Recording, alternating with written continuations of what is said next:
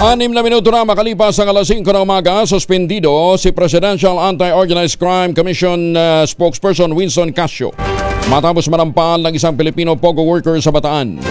Sa panayam ng programang Damdamin Bayan, sinabi ni PAOK Executive Director Gilbert Cruz na isinailalim muna sa administrative investigation ang spokesman ng PAOK.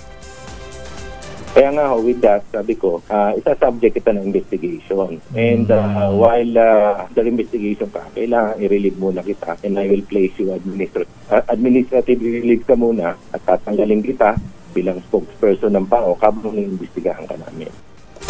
Kwento daw kasi ni Casio, nagawa niya lamang ito dahil sa pagkainis sa naging hindi magandang asal ng hinuling POGO worker matapos na malamang i-release na sila. Pinapili pa daw si Casio ng POGO worker kung kakasuhan ito ng unjust vexation o sasampalin na lamang.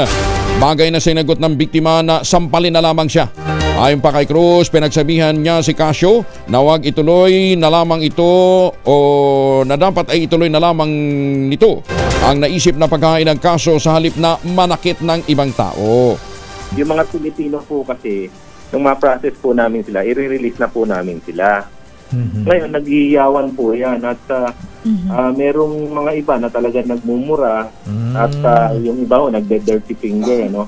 So, hinahanap po yun.